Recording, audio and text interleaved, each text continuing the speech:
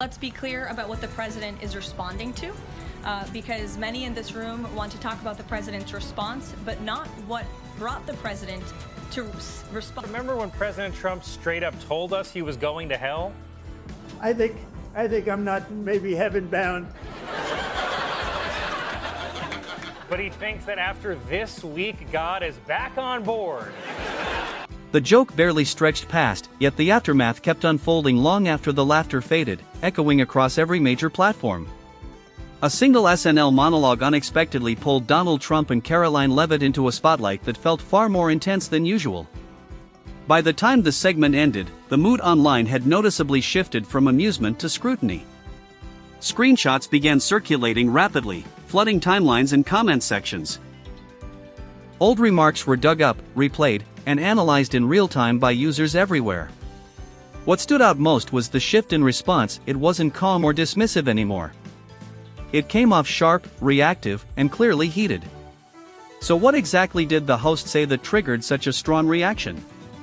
Whatever it was, it didn't just land, it hit something deeper and harder than expected. It's frankly ridiculous that anyone in this room would even suggest that President Trump is doing anything for his own benefit. He left a life of luxury and a life of running a very successful real estate empire. Search the county election hub in Georgia looking for ballots to back up President Trump's false claim that the 2020 election was rigged. Jesus, man, let it go.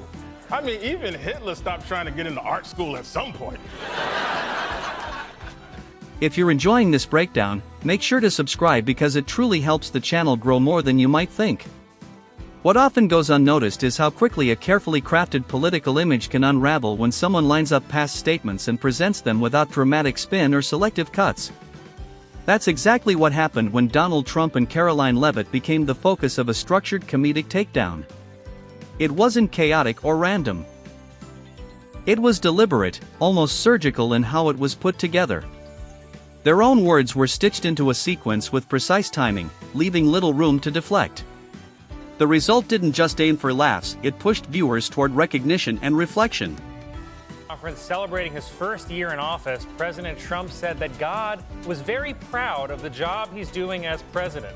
Trump added that God was probably looking up at us right now, smiling from horn to horn. The reaction wasn't fueled by hidden leaks or some explosive new revelation suddenly coming to light. Instead, it came from something much simpler but far more powerful: pattern recognition. That's often harder to defend against because it doesn't rely on new claims, just familiar ones being connected. This becomes especially effective when the audience already knows the material being referenced. Once viewers start linking those moments themselves, the narrative builds naturally without needing extra explanation. That sense of familiarity gave the segment a sharp edge. It wasn't telling people something new, it was showing them something they had already seen, just in a different light. President Trump said that he will only negotiate with Democrats when they agree to reopen the government, adding that he will not be extorted. Except that one time he famously got extorted by that mattress actress Stormy Daniels. Colin Jost handled the segment with the precision of someone delivering a closing argument, carefully building momentum with each line. Rather than leaning on legal jargon, he pulled directly from public statements and widely shared moments that have circulated for years. There was no need to exaggerate Trump's complicated relationship with the media, he simply reframed it. By highlighting the contrast between criticizing media influence while actively benefiting from it, the contradiction became impossible to ignore. It painted a picture where attacking attention while chasing it felt less like strategy and more like performance. The focus then shifted toward Karoline Leavitt, whose role as a fast response defender became a central theme. Known for pushing back against reporters and dismissing criticism with confidence, she was presented as a key player in maintaining the narrative. The segment suggested that if narratives are being built, they're constructed from clips already out in the open. Her appearances felt like chapters in a larger story driven by constant visibility and constant pushback. President Trump has been inviting world leaders to join his board of peace or be crushed by his council of destruction. Trump's board of peace consists of countries such as Russia and Saudi Arabia, which is like if Law & Order SVU starred Diddy. At the same time, Michael Che leaned into that narrative with a calm, steady delivery that made each line hit even harder. He pointed out how every legal development tied to Trump seems to shift in meaning depending on the moment, either framed as unfair targeting or as proof of validation. The messaging was compared to a long-running series that keeps renewing itself, whether the audience asks for it or not. Trump's history with SNL added an extra layer of irony, especially considering his past criticism of the show despite once being part of it. That contrast made the humor sharper because it was already well documented. The idea of turning criticism into branding became a central theme, suggesting that backlash is often repurposed as proof of influence. By stacking example after example, the repetition itself became the real punchline. Tonight, President Trump made hundreds of posts on Truth Social, including conspiracy theories, attacks on Democrats, and even a video of his cameo in Home Alone 2, which I hadn't seen in a while, and I have to say, the dialogue, it hits different now. Check it out. Excuse me, where's Jeffrey Epstein? Karoline Leavitt's role within Trump's circle stood out because she represents a more modern version of a familiar message. She brings a younger, media-savvy presence, responding quickly and confidently, yet the core themes she defends remain largely unchanged.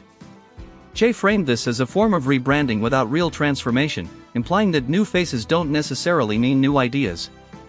Trump's background in reality television added another layer to the irony. Someone who thrived on televised conflict now reacting strongly to satirical versions of it. The segment hinted that once politics starts adopting the style of entertainment, it also inherits its scrutiny. Jost reinforced the idea that criticizing media while relying on it creates a relationship that can't be separated. In that sense, attacking the system while actively participating in it starts to look less like resistance and more like choreography. And this judge, Judge Boasberg, is a Democrat activist. He was appointed by Barack Obama. His wife has donated more than $10,000 to Democrats, and he has consistently shown his disdain for this president and his policies, and it's unacceptable. I wanted to go about the idea that these people are all foreign terrorists, but Judge Boasberg was originally appointed by George W. Bush and then elevated by Barack Obama. I just feel like I should clear. Karoline Leavitt's appearances during ongoing legal controversies provided even more material for the segment to work with. She has consistently framed investigations as politically driven while portraying opposition as desperate interference. Che reinterpreted this pattern as almost automatic, suggesting that under that logic, even neutral situations could be labeled as biased. The humor landed because it didn't feel exaggerated, it felt familiar. The backlash that followed seemed almost inevitable, with supporters dismissing the segment while simultaneously amplifying it through their reactions. Jost subtly pointed out how outrage can unintentionally fuel the very narratives it tries to shut down. By placing confident statements next to past contradictions, the segment created tension without needing to directly call it out. Look at the circumstances surrounding the death of Jeffrey Epstein. According to the report, this systematic review revealed no incriminating client list. So what happened to the Epstein client list that the Attorney General said she had on her desk? Well, I think if you go back and look at what the Attorney General said in that interview, which was on your network, on Fox News. I've got the quote. Go ahead. John Roberts said, DOJ may be releasing the list of Jeffrey Epstein's clients. Will that really happen? And she said, the biggest theme that emerged was predictability, which became the core of the critique. Trump's political identity is built on disruption, yet the response cycle to criticism has become strikingly consistent. A familiar pattern repeats itself: criticism appears, it's strongly rejected, supporters rally, and media coverage expands. Jost treated this cycle almost like a rhythm, suggesting that even outrage now follows a routine. Leavitt's defense often revolves around claims of institutional bias, which Che challenged by questioning how sustainable that argument is when applied to everything. The humor worked because it raised questions about how long that framing can hold. Trump's past clashes with late-night comedy resurfaced as well, including concerns about fairness that didn't always align with reality. In the segment, Leavitt was portrayed less as an individual and more as a symbol of a larger communication style built on confrontation. Spent so much time stalking Greenland like an absolute psycho.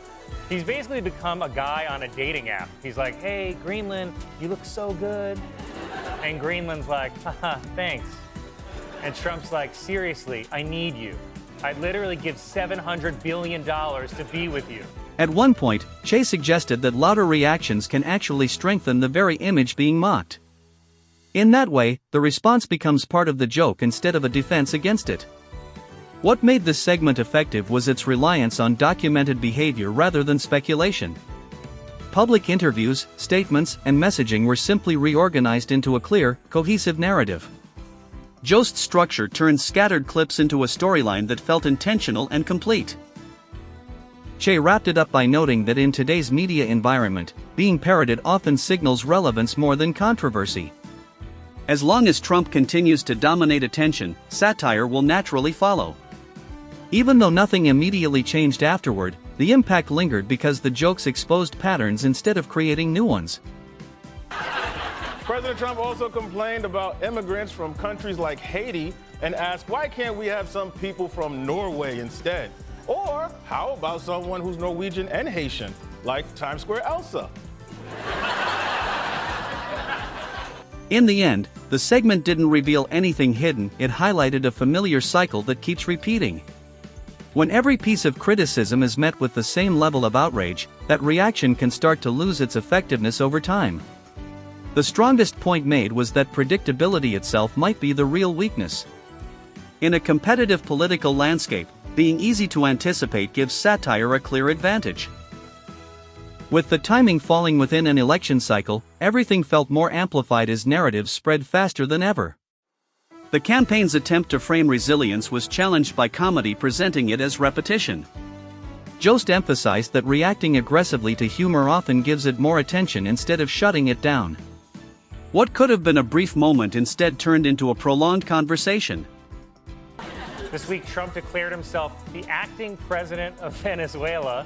By next week, he will be the interim Ayatollah of Iran, and then on to his ultimate goal, head reindeer of Greenland. In fact, a congressman has introduced a bill to make Greenland the 51st state. Meanwhile, Puerto Rico's like, wow, okay. Michael Che expanded further by focusing on tone and consistency, pointing out how constant outrage can start to feel like part of a brand rather than a genuine response. This becomes even more noticeable when all forms of criticism are grouped together as coordinated attacks. The observation resonated because it reflected a broader pattern seen across political communication. Leavitt's position highlighted how difficult it is to stay consistent while adapting to constantly changing headlines. The satire suggested that quick shifts in messaging can eventually create visible contradictions. By condensing years of moments into a short segment, the comedians revealed just how repetitive the cycle has become. The audience reaction showed that people weren't just laughing, they were recognizing the pattern. Last week, President Trump hosted multiple events at the Kennedy Center, including an award ceremony for Sylvester Stallone, Gloria Gaynor, and rock band Kiss, as well as a musical performance by the Village People. Which raises the question, is Donald Trump a gay man from 1978? There's a clear balance in how viral attention works, no matter the intention behind it. Trump's early success on social media showed how powerful controlling attention can be, but attention itself doesn't take sides. It amplifies praise and criticism equally. The spread of the SNL clips followed the same digital paths that once boosted political messaging. The segment hinted that modern campaigns now operate much like content machines, constantly producing and reacting in real time. Within that system, figures like Leavitt become recurring characters in an ongoing narrative. The deeper takeaway questioned how reliable outrage really is as a long-term strategy. When reactions become predictable, they can be anticipated and even turned into satire before they happen. That realization helps explain why the response felt so intense and long-lasting.